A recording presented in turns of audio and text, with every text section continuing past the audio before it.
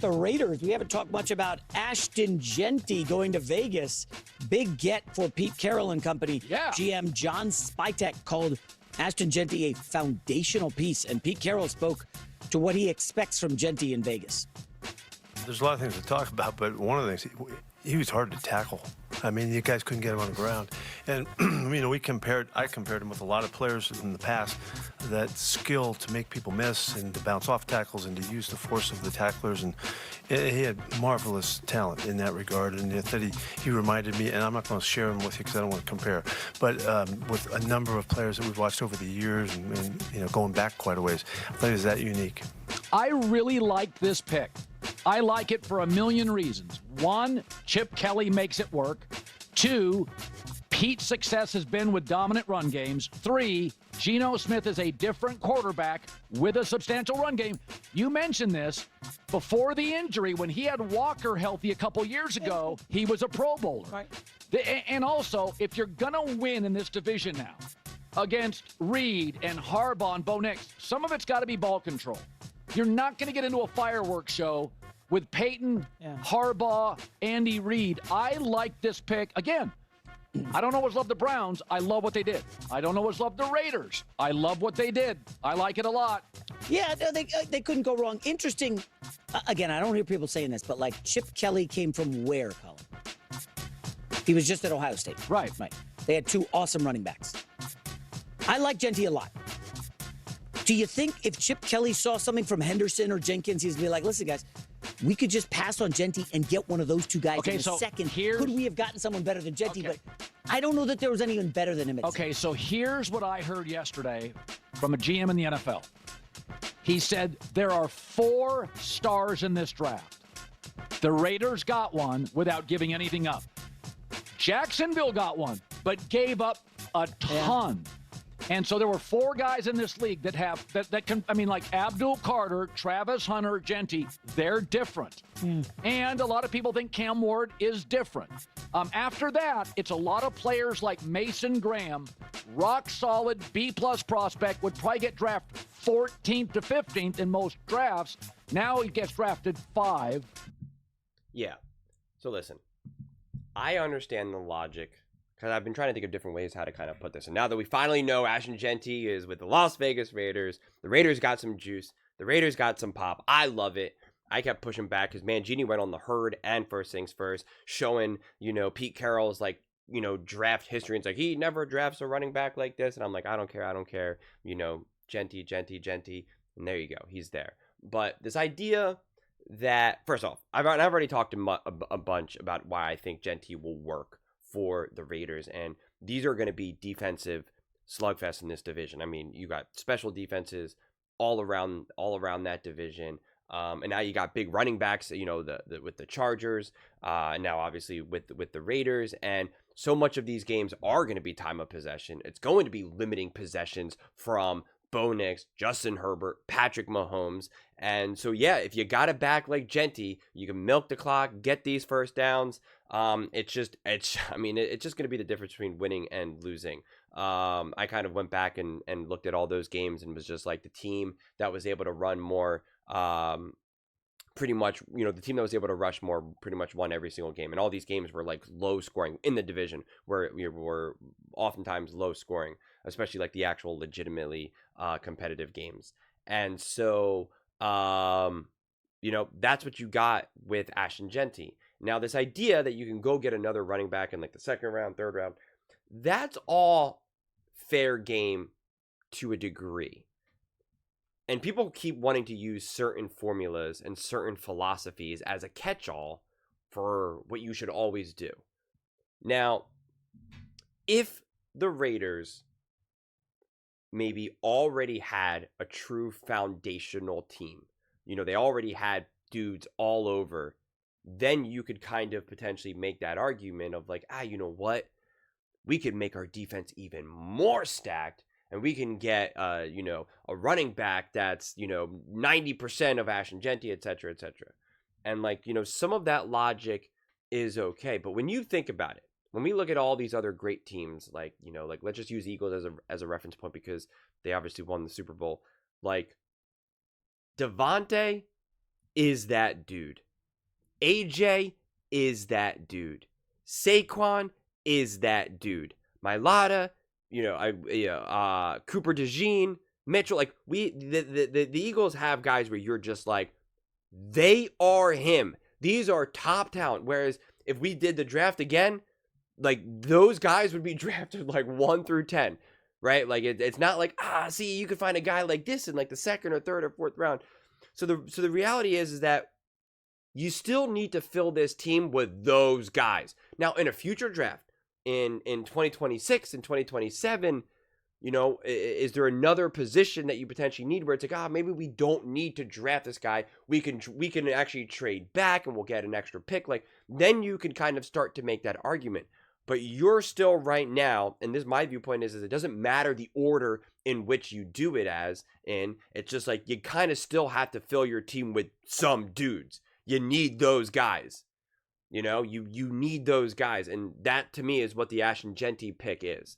If you were in a slightly different situation, like if you were, and the Lions didn't do this, they did the opposite of this, but if you were a team like the Lions and you already had Amon-Ra St. Brown and Jared Goff and, an awesome O-line and this side, they're like, yeah, okay, maybe we can actually, take, we can get another, whatever, I don't know, a tight end, and then we'll go and use our second round pick for, a 90% running back or something. It's like, again, like some of that stuff logically can make sense, and you could, again, it all depends on like what you actually need and what's actually available in the draft. But this idea of like, oh well, we just don't like the feeling of drafting a running back this high. We feel like we should just be able to draft an offense, someone on the line, and then we'll just draft another running back in the second round because like that's what people say is what you should do. And it's like, well, again, it depends on the situation. It depends on who's actually available and when. And also, what are you trying to build? Because again, my whole argument is you draft Genty, and let's say it was like not the best move because let's say, I'm going to make this up. Let's say you really needed a center and you could have gotten a center in this draft, but you didn't. Instead you got Genty. And now that really hampers of what you can do and your team's going to struggle, et cetera, et cetera.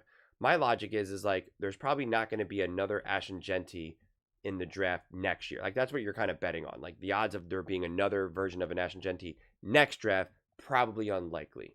But you can go get that center next draft now in 2026. You're making decisions based on a 2 to 3 year window, not a 1 year window. Yes, if you were trying to figure out how do we win the maximum amount of games this season, and I don't care about next season or the season after, I don't care about anything else, then yeah, you can make the argument that you get a running back in the second round and you draft someone else in the first round. Like, yeah, you can make that argument. But look, you got to look at things, and I've been saying this a lot today, you got to look at things on like a 2 to 3 year window. Like that is how you make these moves. You're not looking at it in this narrow lens. Or if this team was an absolute disaster, you had no quarterback, you had no, you were questioning your coach, right? Like you were just kind of a disaster all over the place. Then sure, then you're kind of like, hey man, this team has no foundation at all. Do we really want to start this foundation with just a great running back when we got nothing else in sight? You're like, sure, you can make that argument. But there is just no copy-paste formula that you can do in the NFL. We keep trying to do that, and I get it because it helps us make sense of things. But sometimes when you believe that guy to be him, then you just go out and get him. And some of the other things that you maybe need, you just have to maybe wait until next year. Which, again, I know a lot of people don't always want to hear because it's like you want to focus on this year and you don't want to ever worry about next year. But, like, it just matters. And I already mapped out, too, with the New York Giants, because if people keep using the Giants as a reference point of like, oh, they shouldn't have drafted Saquon Barkley, and I'm like, dude, if you actually look at the draft of how the years went by, like drafting Saquon Barkley was the right move. You obviously have a monster, literally a record-breaking running back, and if you actually handled the future drafts right, you could have had Saquon Barkley and Justin Herbert, and someone on the O-line. Like you could have built a team that has now a top quarterback, a top running back, you know what I mean? Like, so it's just like there is no master order to do these things. There's really not. It all depends on your team. How well run of a franchise are you? Would it be better for some of the lesser franchises that don't know really how to make good moves for them to do what kind of J-Mac is saying? Sure, but at the same time, you could also make the argument that some of those lesser teams that aren't as well run, they're not as good as finding that second round running back, and so just go with the layups. Like sometimes the answer is like, just every draft, just get the layups. And when you get enough layups, you score enough points, and then you could hopefully have enough of a foundational team. A lot of times when you try to be too tricky and a little bit too fancy, you back yourself in a corner. So, really the moral of the story is there's really no 100% right or wrong way to go about this, but I just don't know how you could possibly leave this draft and not feel good about drafting Ashton Jeanty, honestly, and how this will make an immediate impact on your team today. And if you still underperform, from my viewpoint, it's not going to be an Ashton Genty problem. You underperform just because of reasons. You're then in a great position to draft next year. And again, whatever you deem that you need, whatever position it may be, maybe it's a quarterback, maybe, Geno Smith was an absolute bust and you wasted your money. Fine, great. Now you're going to be able to draft a quarterback in a very quarterback-heavy draft that should be a great quarterback draft next year. Boom, got that taken care of. Geno, have him sit for a year. Geno Smith is now the mentor. Boom, got it. Move on, year 3. Now you have a great quarterback, great running back, great O-line, great defense. There you go. Now you're cooking. Like, it's just, we can slice this in so many different ways, quite frankly. But you could really hurt yourself if you say, you know what? Let's get this left guard, and then we're going to draft a running back in the second round. Now that left guard ends up not really panning out because 50% of the picks end up being nothing in the NFL in the first round. Now you have a left guard that you're like, he's not really that good. You missed out on Ashton Jeanty, and now you have a running back who's like, yeah, pretty good. He's like 90% running back, so he's, has some games where he gets like 110 yards. He has some games where he randomly gets like 47 yards, and you're like, okay, great. Now I don't have a big-time running back. My first-round pick in 25 was not really panned out. We said we need to go O-line. Didn't really work out, and we passed on potentially a can't-miss running back. You know what I'm saying? Like, you can slice it in every direction you want. But I'm going to choose to slice it in my direction and say that this was a great pick for the Las Vegas Raiders.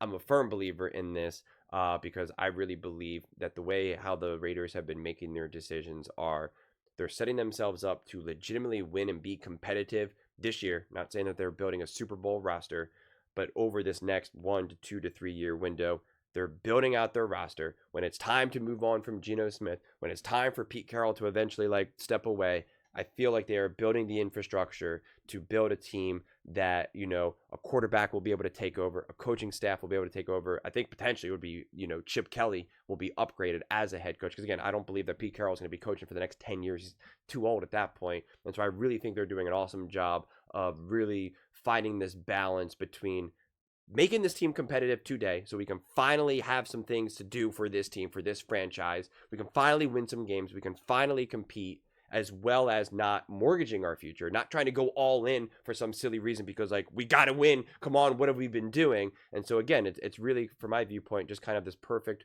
1 to 3 year timeline that sets them up to be pretty good now and even better 2-3 years from now. And it's like, when you're coming off the seasons that the Raiders have come off of, that's that's the best you can ask for. You get yourself into trouble when you have poor seasons over consecutive years, and then you just try to do too much too quickly. Or you try to take things too slowly because you're like, well, how about this? That's how you find out that's how you become the Carolina Panthers. That's how you become the Washington Commanders before Jaden Daniels. That's how you become the New York Giants, whatever iteration of them you want to go with. The Cleveland Browns. That's how you just continue this cycle of just being bad again and again and again and again. This is not the path that the Raiders are taking. So I love it. But those are just my thoughts. I'd absolutely love to hear yours. What do you guys all think about the Las Vegas Raiders? Do you think them drafting Ashton Genty was the right move? Or do you still have questions? Let me know in the comments below. I read every single comment. So whether you agree with me or disagree with me, either way, let's get in some discussions. Let's get in some fights. But ultimately, let's just have some fun. And please do consider subscribing. We are building an amazing community here and absolutely love to see you part of it. I want to build something that we all genuinely feel connected to. something that we're really excited to be part of. I think we're on our way to doing it. Please don't forget to give this video a thumbs up, as it really does help the visibility and the algorithm.